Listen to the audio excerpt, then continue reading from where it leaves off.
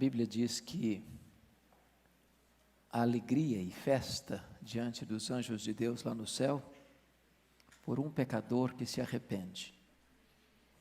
Esta noite é uma noite de alegria aqui, festa no céu. Bendito seja Deus. Abra sua Bíblia comigo, no Evangelho de Jesus Cristo, conforme o registro de João, no capítulo 3. João, capítulo 3.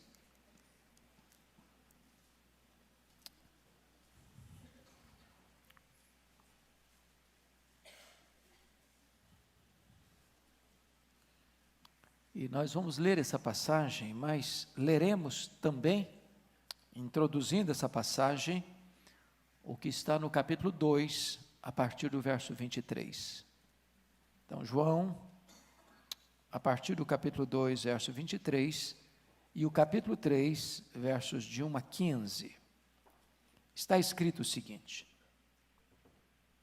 Estando Jesus em Jerusalém durante a festa da Páscoa, muitos, vendo os sinais que ele fazia, creram no seu nome. Mas o próprio Jesus não se confiava a eles, porque os conhecia a todos. E não precisava de que alguém lhe desse testemunho a respeito do homem, porque ele mesmo sabia o que era a natureza humana. Havia entre os fariseus um homem chamado Nicodemos, um dos principais dos judeus. Este, de noite, foi ter com Jesus e lhe disse: Rabi, sabemos que és mestre vindo da parte de Deus, porque ninguém pode fazer os sinais que tu fazes, se Deus não estiver com ele. A isto respondeu Jesus: em verdade te digo que se alguém não nascer de novo, não pode ver o reino de Deus. Perguntou-lhe Nicodemos: como pode um homem nascer sendo velho? Pode porventura voltar ao ventre materno e nascer segunda vez?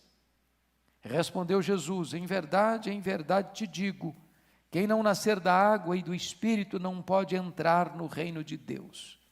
O que é nascido da carne é carne, e o que é nascido do Espírito é Espírito. Não te admires de eu te dizer: importa-vos nascer de novo. O vento sopra onde quer, ouves a sua voz, mas não sabes de onde vem nem para onde vai. Assim é todo o que é nascido do Espírito. Então lhe perguntou Nicodemos: como pode suceder isto? Acudiu Jesus: tu és mestre em Israel e não compreendes estas coisas? Em verdade te digo, que nós dizemos o que sabemos e testificamos o que temos visto. Contudo, não aceitais o nosso testemunho. Se tratando de coisas terrenas não me credes, como crereis se vos falar das celestiais? Ora, ninguém subiu ao céu, senão aquele que de lá desceu, a saber, o Filho do homem que está no céu. E do modo porque Moisés levantou a serpente no deserto, assim importa que o Filho do homem seja levantado, para que todo que nele crê tenha a vida eterna. Amém. Era a festa da Páscoa e Jesus estava em Jerusalém. E ele realizou muitos milagres, muitos prodígios. E diz a Bíblia que em virtude desses prodígios e sinais que Jesus operava, muitos creram nele. E diz a Escritura que esta fé em Jesus não era uma fé genuína, era apenas uma admiração, era apenas uma reação ao poder extraordinário de Jesus de fazer coisas insólitas, milagres estupendos. Essas pessoas acreditavam em Jesus, mas diz o texto que Jesus não acreditava nelas, porque a fé que elas estavam tendo em Jesus não era a fé salvadora, era apenas uma admiração pela sua pessoa poderosa, pelos prodígios e sinais que ele fazia. E então, dentre essas muitas pessoas que estavam acreditando em Jesus por causa de seus milagres, e vindo a ele por causa de seus milagres, Nicodemos era uma delas. E é dessa maneira que Nicodemos vem. De noite, talvez por constrangimento, talvez para ficar debaixo do manto do anonimato, talvez para que ninguém soubesse do seu interesse em manter ali uma entrevista, um contato com Jesus, até porque ele era um fariseu, exatamente daquele grupo mais restrito que acompanhava Jesus, não porque estava interessado nos seus ensinamentos, mas para buscar uma ocasião oportuna para colocá-lo na contraparede ou pegá-lo no contrapé para fazer-lhe alguma acusação. Ou talvez até porque também ele era membro do Sinédrio, na época chamado de um senador, ou alguém que tinha muita influência na sua nação, por exercer um papel de total autoridade e grande liderança, porque ele fiscalizava a vida moral, social e religiosa do seu povo. E esse homem vem porque, como os demais, estava muito impressionado com os sinais de Jesus, com os milagres de Jesus. E é nesse momento que ele tece elogios a Jesus: mestre, sabemos que és vindo da parte de Deus, porque ninguém pode fazer os sinais que tu fazes se Deus não for com ele. E Jesus então sai de cena desses elogios acerca dos seus milagres e diz assim para Nicodemos: Nicodemos, eu não quero discutir com você os meus milagres, eu não quero discutir com você essa fé que você tem por mim, porque está vendo milagres. Deixa eu tratar de um assunto central, vital, essencial na sua vida, sem o que nada do que você vai me dizer tem qualquer valor. Eu quero tratar do seu coração, eu quero tratar da sua vida, eu quero tratar do seu destino eterno, eu quero tratar de um assunto sobre o qual é importantíssimo, porque sem ele você não pode ser salvo. Você, Nicodemos, precisa nascer de novo. E é sobre isso que eu quero falar com você nesta noite, sobre novo nascimento.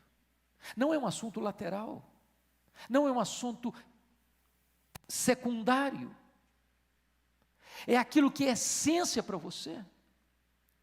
Porque se você não nascer de novo, a sua religião é vã.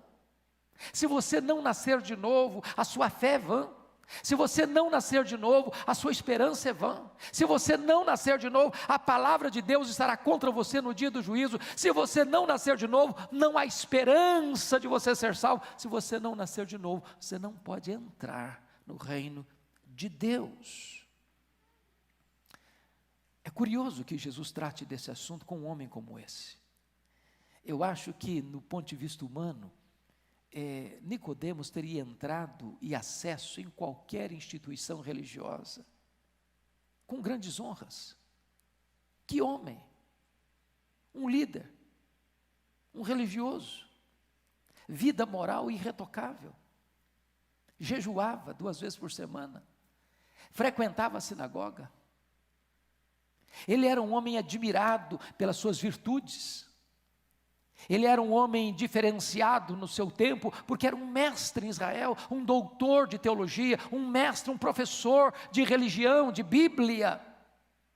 E é para esse homem, não é para Zaqueu, aquele que se enriquecera ilicitamente, não é para aquela mulher samaritana que passara por 5 divórcios, estava morando com um amante, não é para aquele ladrão da cruz que vivera à margem da lei, e estava aí na 1/10 hora prestes a morrer. Mas para um homem religioso, para um homem ético, para um homem líder, para um homem doutor em teologia, para um homem que era uma admiração do seu povo. Então hoje, eu quero conversar com você sobre 3 aspectos. Primeiro, sobre a necessidade do novo nascimento. Segundo, sobre a natureza do novo nascimento. E terceiro, sobre a causa essencial do novo nascimento. Por que você precisa nascer de novo? Por que o novo nascimento é fundamental? Primeiro, meus irmãos, porque todos nós temos uma natureza pecaminosa. Nós nascemos em pecado. A inclinação da nossa carne é inimizade contra Deus. Toda inclinação do nosso ser é para se afastar de Deus. Os maus desígnios procedem do nosso coração, mas a nossa salvação não. Jamais você procurará Deus por você mesmo. Jamais você vai desejar Deus por você mesmo. Jamais você vai ter capacidade e poder de mudar a sua própria vida, de limpar os seus próprios pecados, de receber por você mesmo, construir um novo coração, uma nova mente, uma nova vida. Ao contrário, todos nós nos rebelamos contra Deus, todos nós pecamos contra Deus, todos nós na nossa carne queremos fugir de Deus, somos inimigos de Deus, não fazemos a vontade de Deus, nós nos rebelamos contra Deus, por isso nós não temos salvação construída pela nossa própria mão. Mas deixa eu dizer outra coisa para você. Você e eu precisamos entender isso. Por que o novo nascimento é necessário? Porque Jesus Cristo disse no versículo 3 para Nicodemos o seguinte, confira comigo. Nicodemos, em verdade te digo, se alguém não nascer de novo, não pode ver o reino de Deus. E ele diz no verso 5, em verdade te digo, quem não nascer da água e do Espírito, não pode entrar no reino de Deus. Se você não nascer de novo, você não pode ver o reino de Deus. Se você não nascer da água e do Espírito, você não pode entrar no reino de Deus, ou seja, lá no céu só vai entrar um tipo de pessoa, aquelas pessoas que nasceram de novo. Sem novo nascimento, não tem salvação. Sem novo nascimento, não tem vida eterna. Sem novo nascimento, não tem entrada no céu. Sem novo nascimento, você jamais chegará à presença de Deus. Jesus não está aqui sugerindo para Nicodemos, Jesus não está dando aqui uma pequena sugestão para ele, Nicodemos, talvez seja bom você nascer de novo, Nicodemos, quem sabe você pensa sobre esse assunto. Não, ele diz no versículo 7, confira comigo o que Jesus disse para ele no versículo 7, Jesus diz assim, não te admires de eu te dizer, importa-vos nascer de novo. É uma ordem, é imperativo, é necessidade absoluta, sem o que você não pode ser salvo. Mas em terceiro lugar, o novo nascimento é necessário porque apenas uma fé intelectual ou uma fé emocional não é suficiente. O versículo de número 23 a 25 do capítulo 2 mostra que ele estando em Jerusalém, na festa da Páscoa, muitos vendo os sinais que ele fazia, creram no seu nome. Aí você diz, bom, então está ok, se creram no nome dele, está tudo certo, estão salvos. Crer no Senhor Jesus, será salvo. Mas esse creram no seu nome não era crer no verdadeiro Jesus, era no Jesus do milagre. E não no Jesus que foi levantado, que foi crucificado.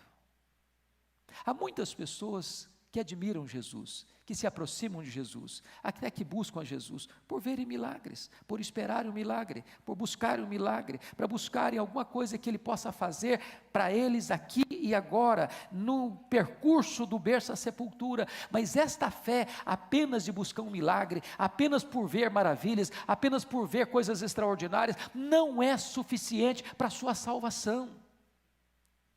A fé que salva é a fé no Cristo que morreu, que ressuscitou, é no Cristo que se colocou lá no nosso lugar como nosso substituto e morreu pelos nossos pecados e ressuscitou para a nossa justificação. Por que o novo nascimento é necessário? Necessidade dele. Porque o novo nascimento é uma ordem absoluta. Importa-vos nascer de novo. Importa-vos nascer de novo. A pergunta que eu faço para você hoje é: você já nasceu de novo? Não é se você é membro da igreja presbiteriana, não é se você nasceu num berço evangélico, não é se você nasceu num país chamado cristão, não é se você frequenta uma igreja chamada cristã, não é se você teve pais cristãos, não é se você recebeu instrução religiosa, não é se você frequenta uma igreja, não é se você conhece Bíblia, não é se você ora, não é se você é dizimista, não é se você jejua, não é se você tem compromisso com a série de agenda religiosa. A pergunta não é essa. Você já nasceu de novo, você já tem um novo coração, você já tem uma nova mente, você já tem uma nova vida, seu nome já está escrito no livro da vida, você já foi selado com o Espírito Santo da promessa, as coisas antigas já ficaram para trás, tudo se fez novo na sua vida. Essa é a grande pergunta que você precisa responder nesta noite. Mas eu queria agora olhar com você o segundo ponto. Primeiro nós vimos a necessidade, agora nós vamos ver a natureza do novo nascimento. E a primeira coisa que eu preciso olhar com você à luz desse texto é o que não é novo nascimento. Porque vejam vocês, lá está escrito em João 19:39, que Nicodemos era um homem de bens, de posse, um homem próspero. Algumas pessoas pensam que se você for uma pessoa bem-sucedida na sua vida financeira, é porque Deus está realmente com o coração inclinado para você, então está tudo bem com a sua vida. Agora eu vou dizer para você que prosperidade é uma bênção, mas ela não satisfaz o seu coração. O dinheiro é uma bênção, mas o dinheiro não pode dar para você a vida eterna. O dinheiro pode dar para você até uma casa bonita, mas não pode dar para você um lar feliz. O dinheiro pode dar para você roupas de grife, mas não um corpo perfeito. O dinheiro pode dar para você comida boa na mesa, mas não pode dar para você saúde. O dinheiro pode dar para você um rico funeral, mas não pode atravessar o val da morte e levar você ao céu. Há muitas pessoas que gastam a vida inteira pensando em ganhar dinheiro e não se preocupam com aquilo que é essencial, nascer de novo. Segundo lugar, irmãos, o que não é novo nascimento? Novo nascimento não é, diz o texto aqui, um profundo conhecimento da Bíblia. Versículo 10, Jesus chama Nicodemos de mestre. Há pessoas que conhecem Bíblia, há pessoas que conhecem teologia, há pessoas que conhecem todo o histórico ou história da igreja, há pessoas que são peritas em destrinchar, em deslindar todos os mecanismos das correntes teológicas, e talvez como Nicodemos seja chamado de mestre, de professor, de doutor em Bíblia, de doutor em teologia, mas conhecimento não é suficiente para levar você à salvação. Jesus diz, você é mestre em Nicodemos, em Israel, e você não está entendendo aquilo que é essencial, importa-vos nascer de novo. Talvez eu esteja me dirigindo hoje a muita gente aqui que conhece muito, que conhece Bíblia, que lê Bíblia, que sabe tantos textos de cor, que é capaz de fazer uma apologia das grandes doutrinas cristãs, mas eu quero dizer para você que isso não é novo nascimento. Terceiro lugar, o que não é novo nascimento? Novo nascimento não é ser uma pessoa profundamente religiosa. Olha comigo o versículo 1, havia entre os fariseus, sabe o que significa isso? Nicodemos fazia parte do grupo mais conservador e tradicional da religião de Israel.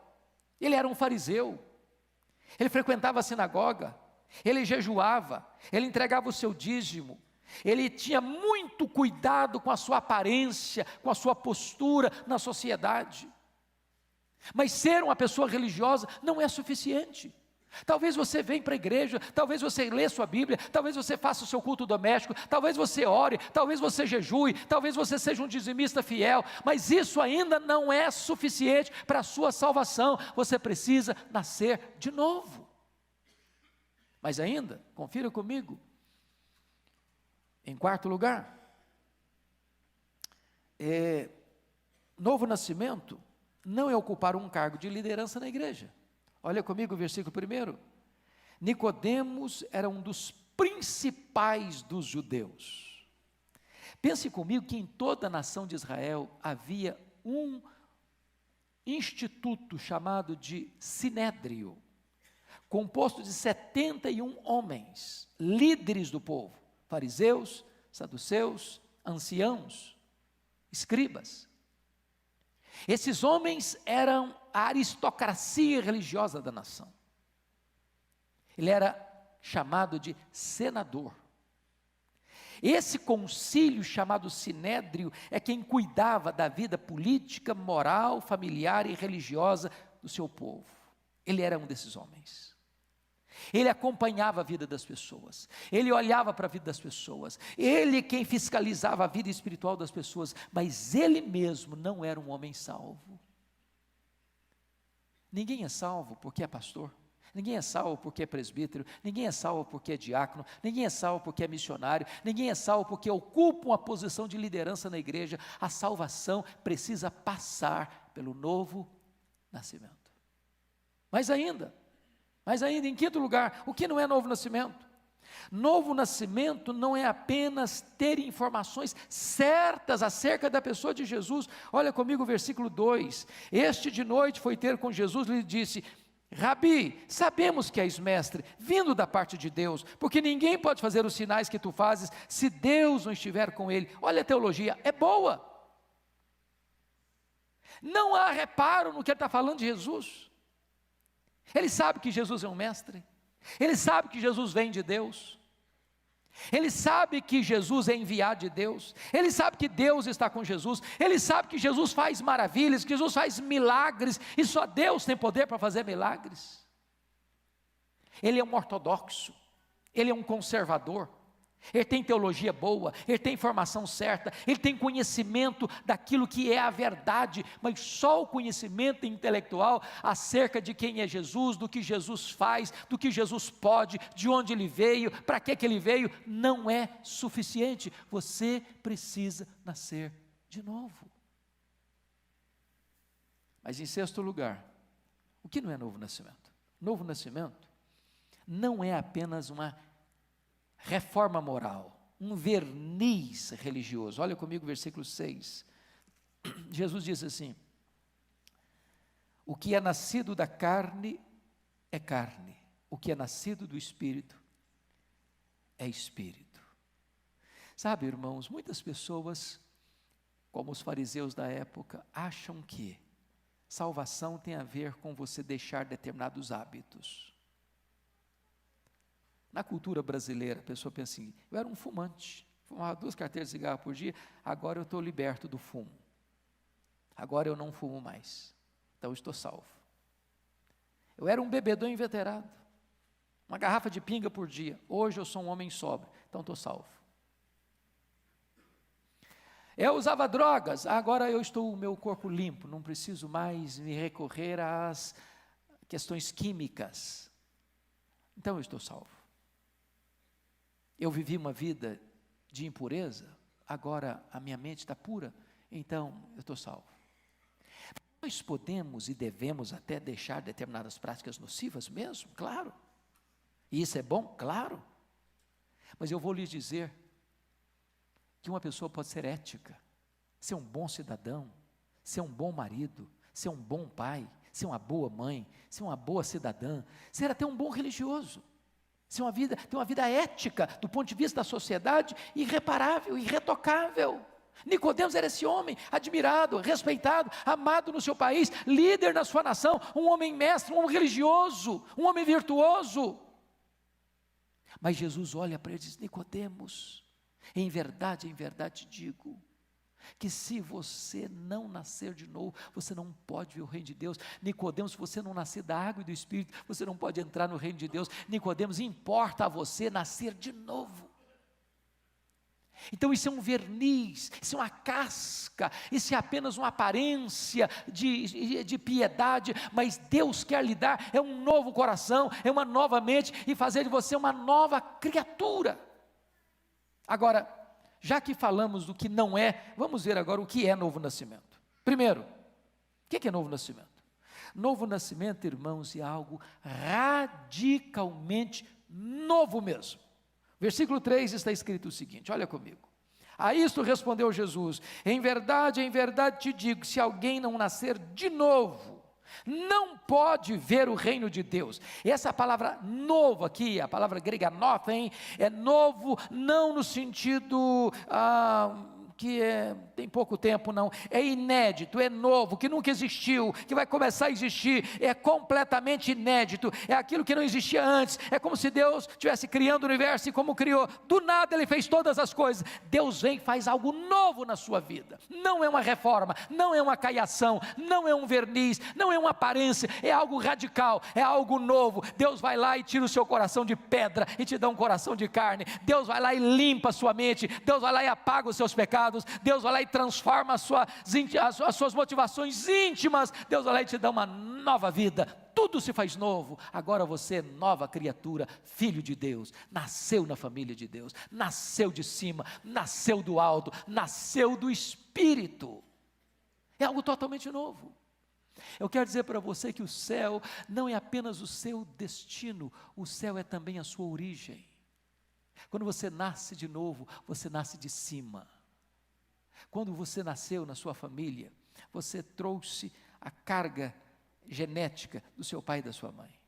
O que é nascer da carne é carne. Eu nasci na minha família, herdei do meu pai, herdei da minha mãe a natureza humana, a natureza pecaminosa, mas agora para você nascer de novo, você precisa nascer de cima, nascer do alto, nascer do Espírito, nascer de Deus. Isso é totalmente novo.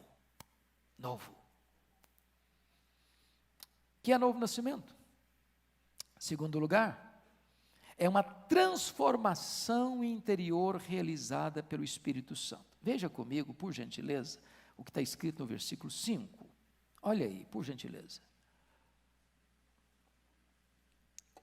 Respondeu Jesus: em verdade te digo, quem não nascer da água e do Espírito não pode entrar no reino de Deus. O que é nascer da água? Os estudiosos concordam que Jesus está usando uma linguagem que Nicodemos podia entender. João Batista estava pregando no deserto da Judeia, batismo de arrependimento para remissão de pecados. Primeiro passo para você nascer de novo é você se arrepender dos seus pecados. É você reconhecer que você é pecador. É reconhecer que o seu pecado é maligníssimo. É reconhecer que o seu pecado afasta você de Deus agora e na eternidade. É reconhecer que o seu pecado é pior do que pobreza, pior do que doença, pior do que solidão, pior do que a própria morte. É você então reconhecer que com os seus pecados você não pode entrar no reino de Deus. É preciso que você reconheça isso. Diz: meu Deus, eu estou arrependido de quem eu sou, do que eu falo, do que eu penso, do que eu faço, de como eu reajo, de como eu desejo as coisas no meu coração. Eu me arrependo, Senhor. E então começa por aí. Você precisa nascer da água, você precisa se arrepender e você precisa então agora nascer do Espírito. Quando você confia em Cristo, você recebe um novo coração, uma nova vida. Isso não é hereditário, Jesus Cristo disse. Mas a todos quantos o receberam, deu-lhes o poder de serem feitos filhos de Deus, os quais não nasceram do sangue, nem da vontade da carne, nem da vontade do homem, mas de Deus. Não é hereditário. Alguém pergunta assim: você já nasceu de novo? Você é filho de Deus? Alguns dizem: claro, claro. Meu pai é o pastor da igreja, minha mãe é líder da núcleo ou do ciclo de oração da igreja. É uma bênção você ter um pai crente, talvez um pai pastor, ter uma mãe de oração, mas isso não faz de você filho de Deus.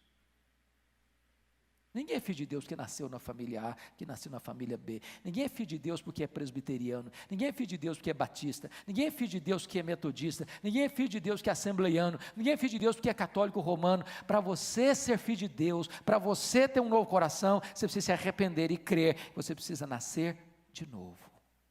Nascer de novo. Mas ainda mais, o que é novo nascimento? Novo nascimento, irmãos amados, é uma obra livre, soberana e misteriosa do Espírito Santo de Deus. Olha comigo o versículo 8. Nicodemos não estava entendendo as palavras de Jesus.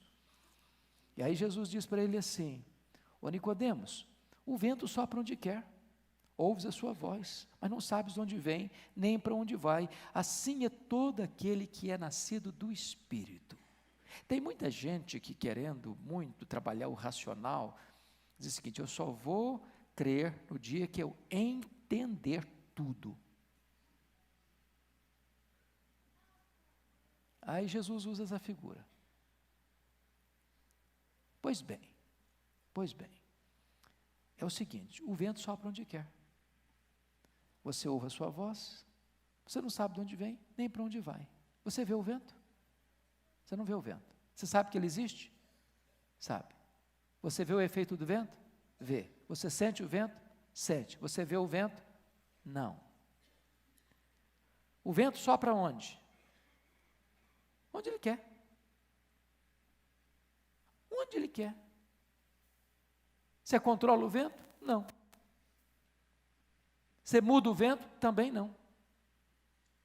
Assim é a obra do Espírito Santo no meu, no seu coração. Ele sopra onde você e eu não sopraríamos. Ele sopra em quem você e eu não sopraríamos. Ele sopra onde?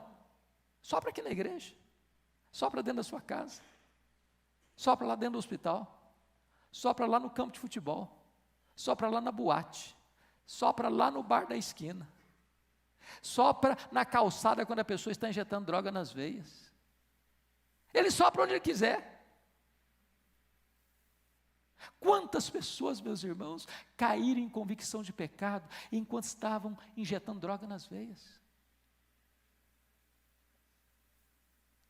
Essa semana eu estava conversando com um pastor, e ia me dizendo a vida pregressa dele, e ele disse o seguinte: pastor, eu estava no pior,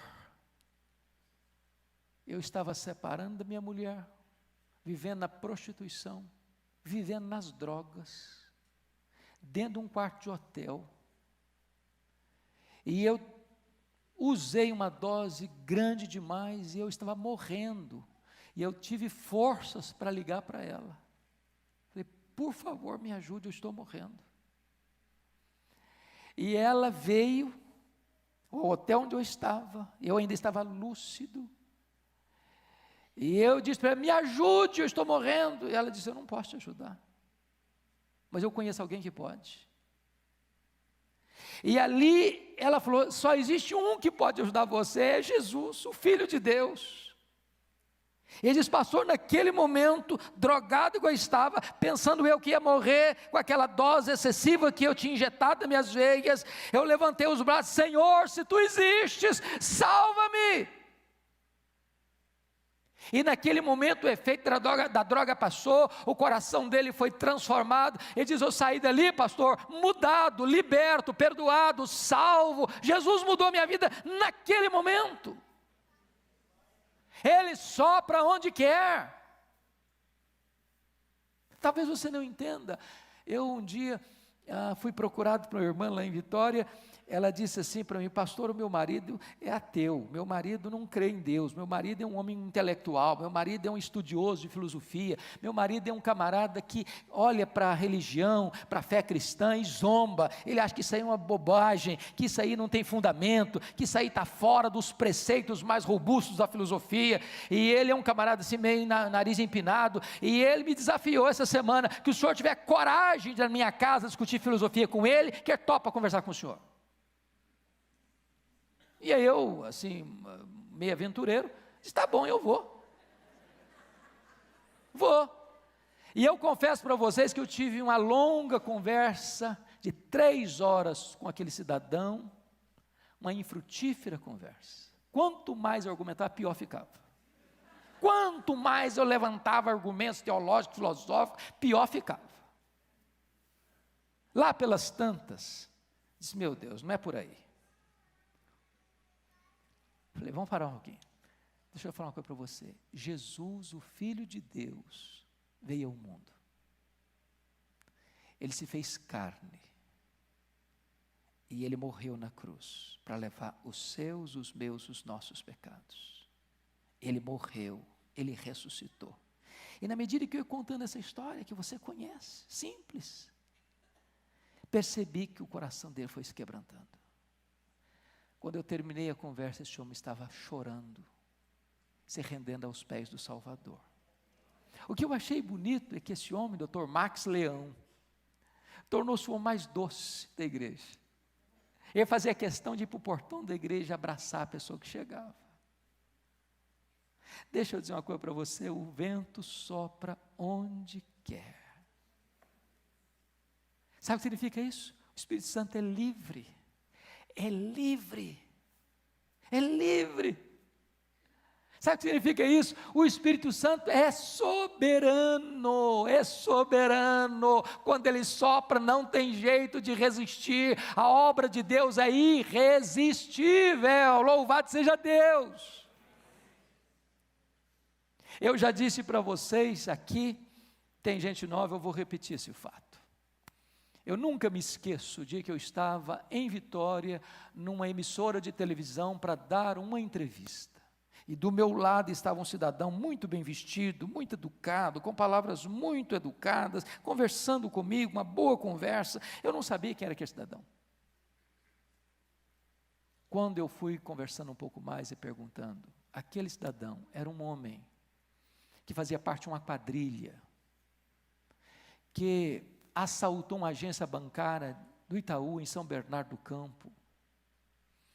E então, eram 7 assaltantes.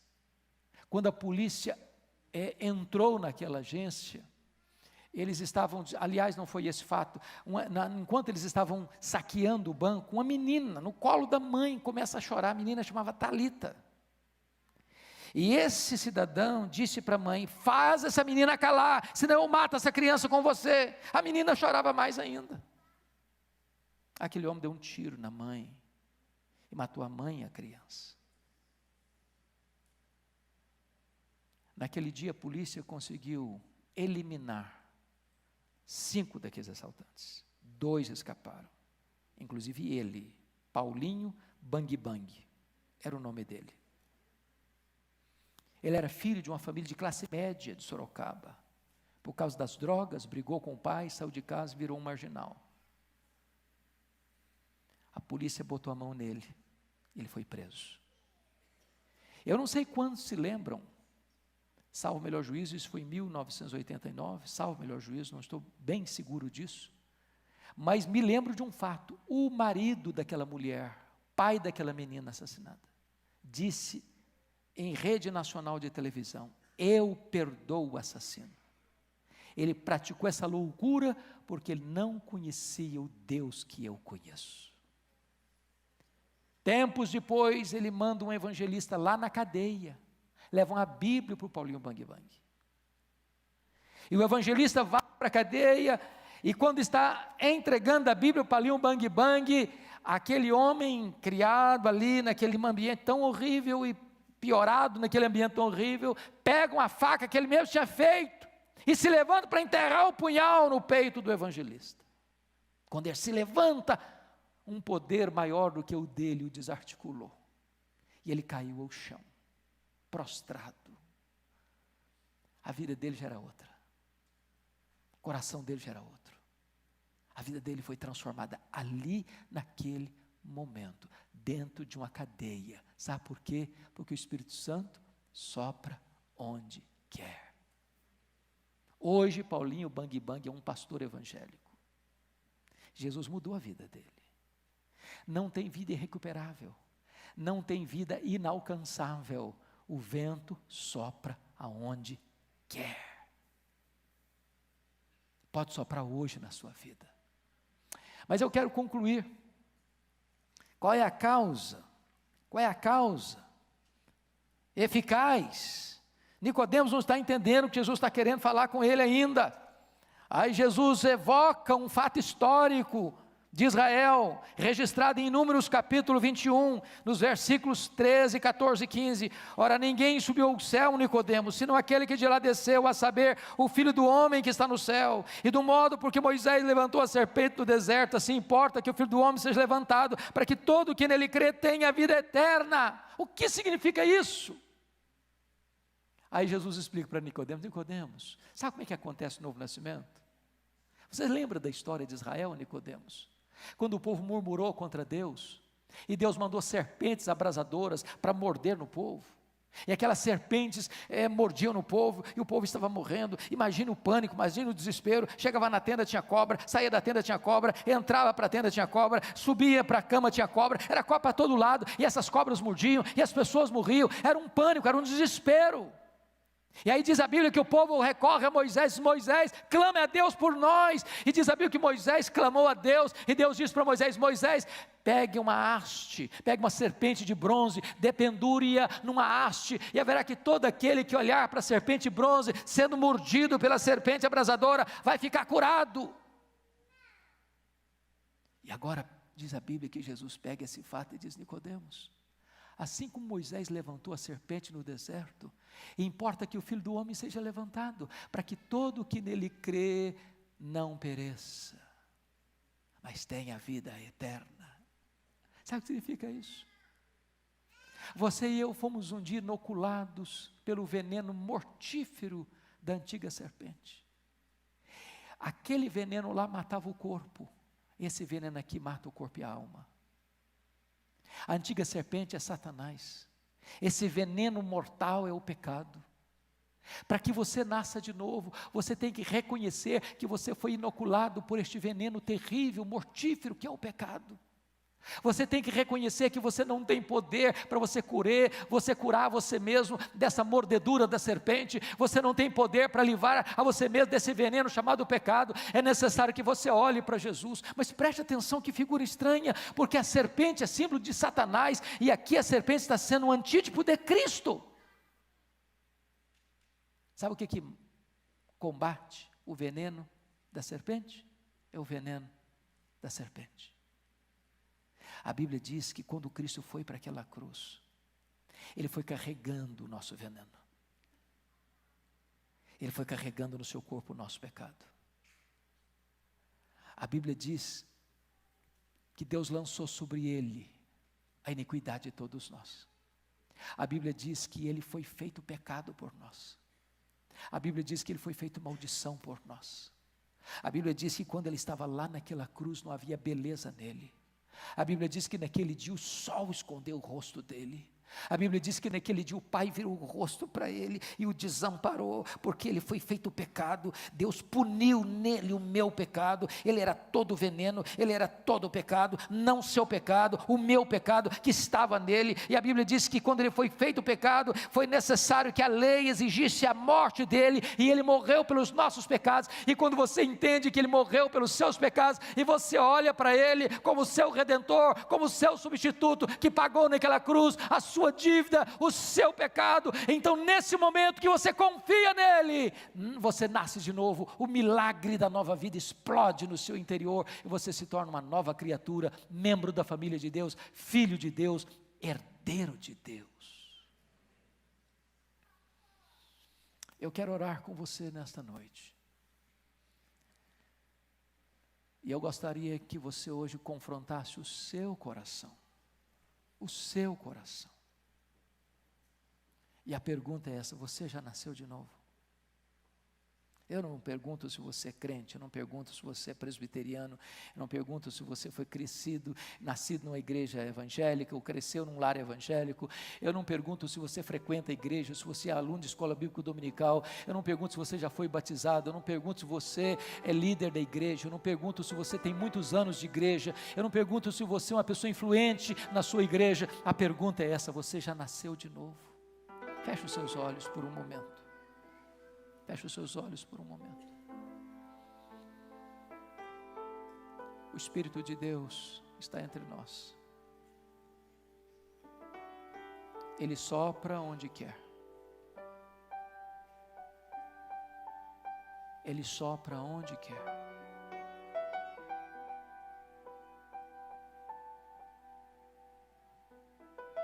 Você não sabe de onde ele vem, você não sabe para onde ele vai. Ou você pode ouvir sua voz. E agora eu quero clamar a você, em nome dos patriarcas, dos profetas, dos apóstolos, dos mártires, dos pais. Eu quero clamar a você em nome do Pai, em nome do Filho, em nome do Espírito Santo. Em nome da noiva, a igreja, eu quero conclamar você a você vir para Jesus, a você crer em Jesus, a você confiar em Jesus, a você receber esse toque regenerador do Espírito Santo, a você ser uma nova criatura, de não ser apenas alguma coisa mecânica, formal, ritual, mas de você ter um novo coração, de você ter a alegria de Deus invadindo o seu coração, de você sair daqui hoje leve, livre, perdoado, transformado, membro da família de Deus. E eu vou fazer uma oração que pode ser a sua oração, porque a Bíblia diz que com o coração é que se crê, e com a boca é que se confessa. Então, se hoje você quer colocar sua vida nas mãos deste Deus e ter a bênção incomparável, indispensável de um novo coração, do novo nascimento. Faça essa oração comigo, porque Deus é o Deus que vê o seu coração. Ó Deus, nós ouvimos a Tua palavra, nós ouvimos o apelo de Jesus acerca do novo nascimento. E agora, Deus, eu te peço que aquilo que eu não posso fazer, que Tu faças por mim. Eu não quero ser apenas um religioso, eu não quero apenas ser alguém que tem evidências externas de ser uma nova criatura, mas aqui dentro ainda não aconteceu o milagre. Eu não me contento apenas em ser filho de crente, frequentar uma igreja evangélica, ler Bíblia, orar, frequentar a escola bíblica dominical e entregar meu dízimo. Eu quero nascer de novo. Então muda a minha vida, Senhor. Então transforma meu coração. Então toca a minha vida com esse toque poderoso, transformador, regenerador do Espírito Santo. Então, meu Deus, faz essa obra em mim, para que o Espírito Santo venha sobre mim, para que eu nasça de cima, do alto, do Espírito. Agora, Senhor, eu quero olhar para a cruz, para entender que lá naquela cruz Jesus morreu pelos meus pecados, para que eu possa receber a vida eterna, para que eu não sofra a condenação eterna, mas tenha a vida eterna. Então, Senhor, eu te recebo como meu Salvador e Senhor, eu entrego a minha vida a Ti, eu confesso Jesus Cristo como Senhor da minha vida, eu me prostro aos Teus pés, e a partir de hoje, eu quero andar na luz, em nome de Jesus. Enquanto a igreja ora, eu gostaria de saber se você fez esta oração comigo, pela primeira vez, uma entrega do seu coração para Ele. Se você fez isso, levante uma das suas mãos onde você está. Eu quero dar graças a Deus pela sua vida. Aleluia, amém, amém, amém. Mais alguém? Amém, amém. Lá na galeria, amém, amém, amém. Lá na galeria, mais alguém? Amém. Aqui, alguém? Amém. Louvado seja Deus, louvado seja Deus. Deus abençoe sua vida, Deus enche o seu coração de alegria, segurança e paz.